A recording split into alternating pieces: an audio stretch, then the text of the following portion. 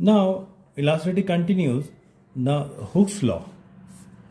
Within the elastic limit,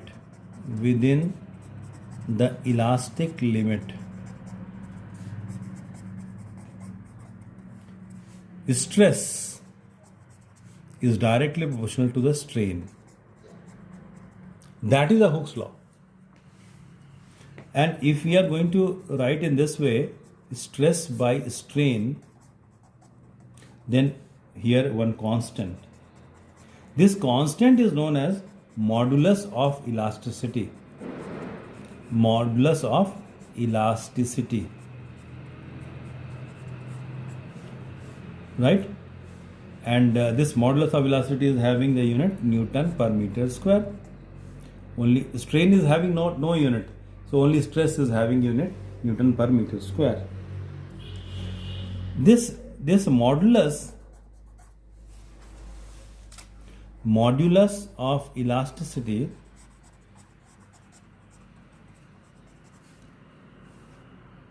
depends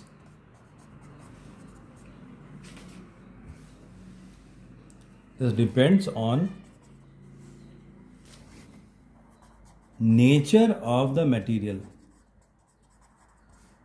material of the body, right? Nature of. If I am going to draw a graph between this stress and strain, as directly proportional, we will get the straight line passing through the origin.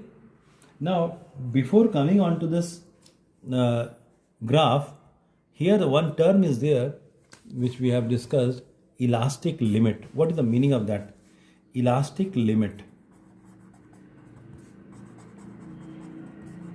Elastic limit. The maximum stress that is load per unit area, load by area. The maximum stress on whose removal the bodies regain their original configuration.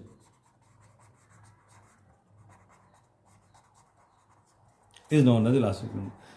मतलब क्या है, हम stress बढ़ा रहे हैं and जब हम उसको हटा लिए स्ट्रेस को, तो क्या body regain their original configuration एक पर्टिकुलर लिमिट तक. उसके बाद वो लिमिट को ऑब्टेन नहीं करता. उसके बाद वो स्ट्रेस डायरेक्टली प्रोपोर्शनल नहीं रहता है स्ट्रेन के. So that is the elastic limit. तो elastic limit is the definition is the maximum stress on whose removal the body regain their original configuration. Now if I am going to draw the graph between stress and strain, यहाँ हो गया stress, यहाँ strain. So as directly proportional, so it passes through origin. ऐसा graph आएगा. तो ये graph यहाँ से ये डायरेक्टली प्रोपोर्शनल. अब अगर हम उसका लोड बढ़ा रहे हैं, फिर इंक्रीज स्ट्रेस इंक्रीज कर रहे हैं, तो आते आते एक पर्टिकुलर पॉइंट आएगा जहाँ उसके बाद वो ग्राफ इस तरह का हो जाएगा. तो ये यहाँ पर क्या हुआ, ये पॉइंट पर्टिकुलर पॉइंट है, that is the proportional limit. यहाँ तक ए पॉइंट तक प्रोपोर्शनल लिमिट यहीं तक रहता है. और यहाँ पर इलास्टिक बिहेवियर शो कर रहा है, इलास्टिक बिहेवियर, ये पर्टिकुलर पार्ट. और इसके बाद फिर हम फर्दर लोड इंक्रीज करेंगे. अगर हम लोड इंक्रीज करेंगे तो अल्टीमेटली क्या होगा, एक पर्टिकुलर पॉइंट आएगा, यील्ड पॉइंट, और उसके बाद फिर फ्रैक्चर पॉइंट आता है, वो ऑब्जेक्ट टूट जाता है. तो यहाँ तक ही हुक्स लॉ फॉलो करता है, ओ से ए पॉइंट तक हुक्स लॉ फॉलो कर रहा है, directly proportional. Right. Now comes the types of modulus of elasticity. Types of modulus of elasticity. Elasticity. Number one, Young's modulus. Young's modulus of elasticity.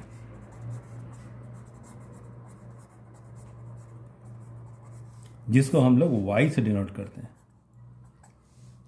तो y is equal to ये this ratio of longitudinal stress by longitudinal strain. Longitudinal strain. तो stress का हम लोग अभी discuss किए थे. Longitudinal stress, तो longitudinal stress means force by area. Longitudinal strain length wise del L by L. Del L क्या है? Change in length by original length. F the deforming force और restoring force by area on which it that particular force acts. So ultimately ये क्या हो जाएगा? F by F into L by A into del L. अगर हम यहाँ पर इस तरह का एक रॉड लिए हैं लेंथ वाइज जो सिलिंड्रिकल है, तो यहाँ पर हो जाएगा फोर्स हो गया. यहाँ पर हम फोर्स लगाए हैं M into G weight, M into G into L by ये एरिया क्या हो जाएगा? Pi R square into del L. यही हो गया Young's modulus.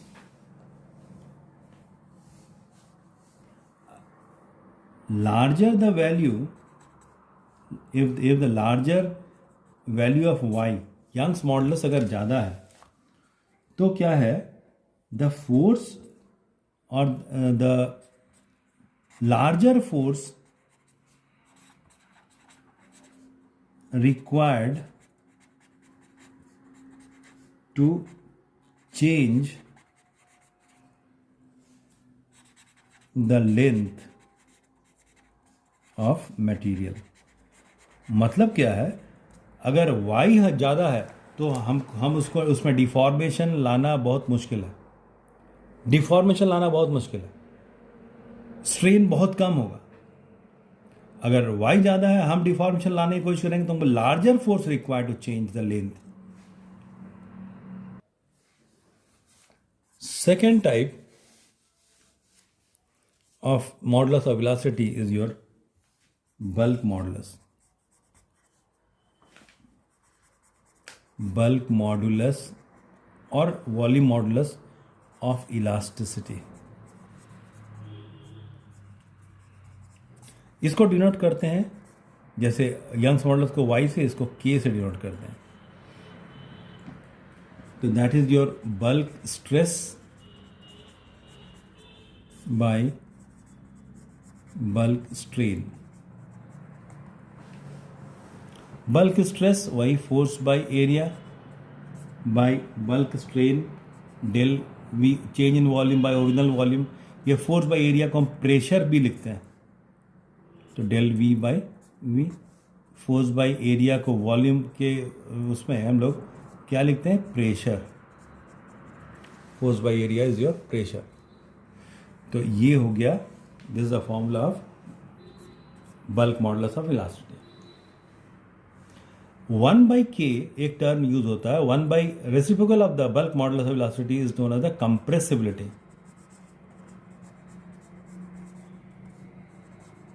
Compressibility is the reciprocal of the bulk modulus of elasticity. Third type of modulus of rigidity होता है, उसको बोलते हैं शियरिंग या शियर मॉडुलस. शियर मॉडुलस और rigidity modulus. Modulus of elasticity. इसको डिनोट करते हैं ईटा से. ये सिंबल क्या है? ईटा. ईटा बोलते हैं इसको. That is the ratio of tangential stress by tangential strain that is eta is equal to F by A by shearing strain is theta. shearing strain theta बोले थे, याद होगा, ये क्यूब के केस में ये जो एंगल बना था दैट इज योर shearing या tangential strain, right. these three models of elasticity कौन कौन सा हुआ? Young's modulus, bulk modulus and rigidity modulus. Very important, ये तीनों बहुत इंपॉर्टेंट है इलास्टिसिटी के लिए.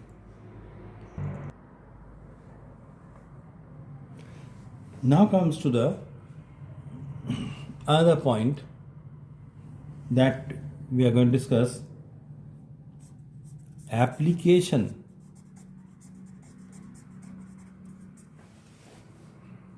of elastic behavior of materials. क्या क्या एप्लीकेशंस है, कहाँ कहाँ इसका यूज़ होता है. जो के वाई के ईटा आया, इसका कहाँ कहाँ यूज़ होता है, कहाँ कहाँ हम लोग यूज़ करते हैं. जैसे first, bridges are declared unsafe after long use. मतलब क्या है, कोई ब्रिज है, वो ब्रिज बना है, तो वो ब्रिज को अनसेफ कब हो जाता है? जब बहुत दिन तक यूज़ होता है. तो होता क्या है, after prolong uses, the uses मतलब स्ट्रेस पड़ रहा है और उसमें स्ट्रेन हो रहा है. प्रोलॉन्ग स्ट्रेस एंड स्ट्रेन के बाद the material from which the bridges are manufactured, materials lost their elastic strength. Elastic strength अपना लूज कर देता है, इसीलिए उसको अनसेफ डिक्लेयर कर दिया जाता है.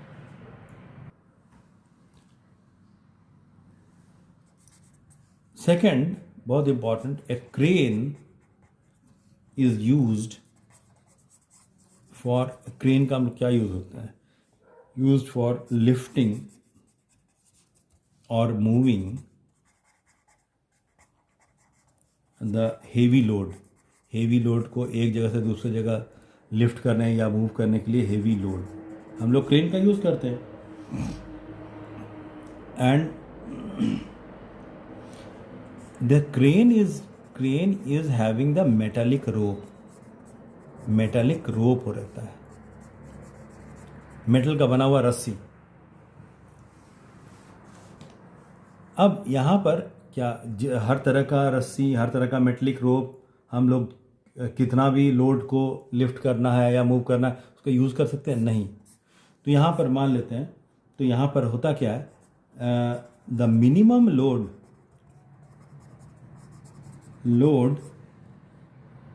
शुड बी, ऐसा होना चाहिए, should be such that the elastic limit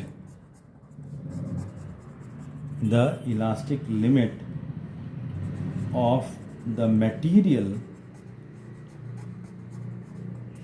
of the rope is not exceeded. उसका इलास्टिक लिमिट कभी क्रॉस नहीं होना चाहिए. अब जैसे इसको समझने के लिए सबसे अच्छा एक तरीका है, एग्जाम्पल के तौर पर मान लेते हैं I have to lift a load है, एक हेवी लोड है, यहाँ पर एक लोड है, ये लोड मान लेते हैं 10⁵ kg का लोड. ये मेटालिक रोप से बंधा हुआ है. किससे बंधा हुआ है? ये क्या है? मेटालिक रोप. और ये मेटालिक रोप क्या चीज़ का बना हुआ है? स्टील का. स्टील का रोप, इतना लोड को लिफ्ट करना है। और क्या दिया हुआ है? Elastic limit, elastic limit of steel, ये दिया हुआ है 3 × 10⁸ newton per metre square. Elastic limit किसका? स्टील का। R is the radius of the rope, rope का रेडियस कितना? हम ले लिए R। तो हमको निकालना क्या है? हमको निकालना है वही R, हमको इतना लोड को लिफ्ट करना स्टील का रोप से, और स्टील का रोप का इलास्टिक लिमिट इतना है। तो हमको मालूम करना है क्या उसका रेडियस, हम जो रोप बनाएंगे उसका रेडियस कितना होगा। तो इसके लिए पहले हम क्या करेंगे? स्ट्रेस निकालेंगे। Stress that is your F/A, load by area या फोर्स बाय एरिया, तो M × G by πr²। R हम रेडियस लिए हैं। अगर G हम लोग 10 ले लेते हैं, 10 मीटर/सेकंड², तो देखिए इसका कैलकुलेशन करिए। तो यहाँ R² हो जाएगा, R² is equal to M × G by pi into stress, M × G by, यहाँ पर स्ट्रेस निकाल रहे हैं, लोड बाई एरिया, लोड कितना? mg, πr², g का वैल्यू इतना ले लिया, acceleration due to gravity, R² इसे क्रॉस कर दिया, R² equal to mg by इतना स्ट्रेस। अब हम ये R का वैल्यू निकालना चाह रहे हैं, क्या वो लिफ्ट कर पाएगा? हम R का वैल्यू निकालेंगे, कैसे होगा? R² is equal to, R² equal to कितना हो जाएगा? यहाँ पर कितना आया था? m 10⁻, m कितना था? 10⁵ into g 10 by 22/7 into 3 into 10⁸ ये स्ट्रेस था। Stress means maximum stress, elastic limit. अब इसको कैलकुलेट करेंगे कैलकुलेटर से, इसको अंडर रूट कर देंगे। कैलकुलेटर से कैलकुलेट कर रहे हैं तो इतना अंडर रूट, ये वो इतना इतना इतना है, तो अप्रॉक्सीमेटली इसका वैल्यू आएगा 3.07 सेंटीमीटर। तो इसका मतलब क्या है? द रेडियस ऑफ द, वो जो स्टील का रोप है उसका रेडियस कितना होना चाहिए? 3 सेंटीमीटर का रेडियस होना चाहिए, तभी 10⁵ kg लोड को लिफ्ट कर पाएगा। 3 से कम हुआ तो लिफ्ट नहीं कर पाएगा, 3 से ज़्यादा भी, तो 3 approximately 3 should be about 3 centimetre. ठीक है? तो इस ये this is the application of the elasticity. Third use देखिए, टू एस्टिमेट maximum height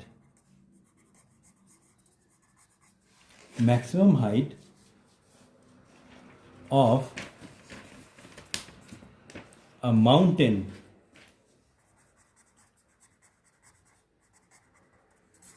कैसे हम लोग निकाल देते हैं? मान लेते हैं माउंटेन के लिए हाइट है, उसका माउंटेन है उसका हाइट h, ठीक है। और ये जो टिपिकल रॉक है जिससे बना हुआ है, h क्या हो गया? हाइट। टिपिकल रॉक जो है, जो माउंटेन कैसे बनता है? रॉक से। रॉक, उसका डेंसिटी, टिपिकल डेंसिटी है 3 × 10⁻³ kg पर मीटर क्यूब। ये हम लोग लेते हैं, अर्थ के केस में ले रहे हैं, हम लोग ये अर्थ के केस में ले रहे हैं। और अर्थ का टिपिकल डेंसिटी कितना? डेंसिटी ऑफ द रॉक कितना 3 × 10⁻³ kg पर मीटर क्यूब। अब हमको निकालना क्या है कि ये रॉक कितना प्रेशर एक्सर्ट कर रहा है इस पर, अर्थ पर। यहाँ अर्थ के सरफेस पर कितना प्रेशर एग्जर्ट करेगा. सो प्रेशर एट बेस में कितना होगा हम जानते हैं, फॉर्मूला एच रो जी. और ये जो टिपिकल डेंसिटी है,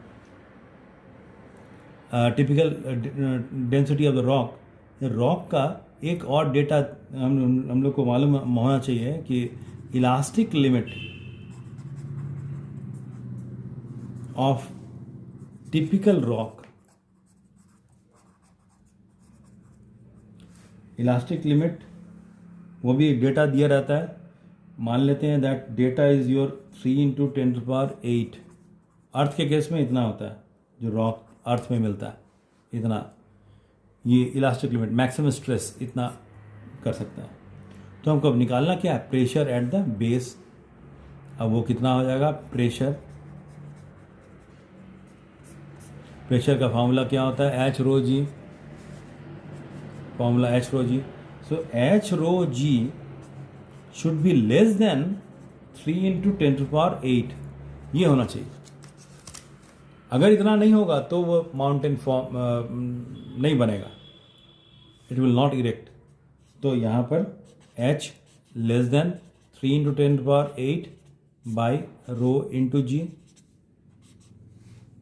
अब इसका वैल्यू पुट करेंगे 3 × 10⁸ बाई रो का वैल्यू था 3 × 10⁻³ और g का 10 ले लिए. So h should be less than 10⁴ metre. Means 10⁴ means 10,000 metre.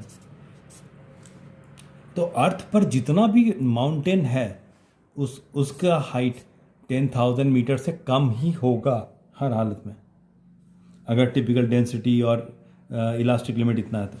इसीलिए माउंट एवरेस्ट जो सबसे टॉप मोस्ट पीक है उसका हाइट कितना है, 8848 मीटर, 10,000 से कम इतना है. सो हम लोग इलास्टिसिटी का यूज कैसे नेचुरल लाइफ में, कैसे डे टू डे लाइफ में यूज करते हैं. Now some extras. नंबर 1, एक और एक्स्ट्रा इलास्टिसिटी में सम एक्स्ट्रा पॉइंट है इलास्टिसिटी का.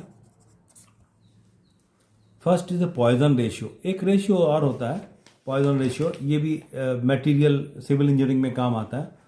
Poison ratio that is equal to the lateral strain by longitudinal strain. Longitudinal strain, lateral strain को हम लोग कैसे डिनोट करते हैं, del D. Diameter, change in diameter by original diameter by change in length by original length. हम लोग mode लेके चल रहे हैं. ये डी क्या है, एक ऐसा रोप है, मेटेलिक रोप, उसका डायमीटर है, ओरिजिनल डायमीटर. इसका जो लोड लगा तो ये क्या हुआ, इसका डायमीटर चेंज हो गया, डायमीटर हो गया डेल डी. और ये that is change in length by original length. इसको बोलते हैं Poisson ratio.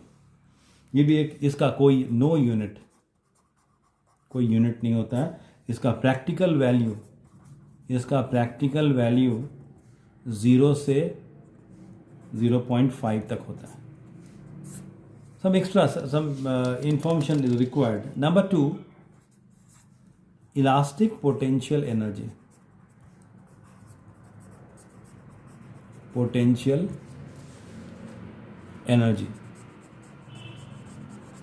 In stretched wire. Elastic potential energy in stretched wire. तो ये हम लोग कैसे निकालते हैं, इंटीग्रेशन. हम लोग जानते हैं एनर्जी निकालना है, वर्क डन निकालेंगे, F/dl, फोर्स इनटू इतना. इसको इंटीग्रेट कर देंगे. फोर्स हम कहाँ से लाएंगे, Young's modulus y is equal to क्या होता है, F/A/del L by original length. यहाँ से F का वैल्यू निकाल के पुट करेंगे तो अल्टीमेटली दैट वर्क डन आ जाएगा आपका half into force into length, right. ये लेंथ कौन सा, चेंज इन लेंथ कितना आ जाएगा। और उसके बाद फिर सम टाइम ये क्वेश्चन, छोटा क्वेश्चन पहले आता था, तो एनर्जी स्टोर्ड या potential energy per unit volume इसी तरह से निकालेंगे। जो मेरा आया क्या आएगा value, half Y A L square by L into 1 by volume, 1 by volume. तो इसका वैल्यू हम लोग पुट करेंगे, तो half Y A L square, यहाँ एल हम लोग क्या लिए हैं, change in length means L को हम लोग डेल एल पहले लिए थे, अभी स्मॉल एल लिखने के लिए सुविधा है, तो एल। अब वॉल्यूम कितना होता है, ए इंटू एल, क्यों जानते हैं वॉल्यूम होता है। तो अल्टीमेटली मेरा आएगा यहाँ पर half into Y into strain square. तो potential energy per unit volume, एक फॉर्मूला याद रखिए, हाफ स्ट्रेस इंटू स्ट्रेन, ये फॉर्मूला आता है, half stress into strain. Okay, thank you.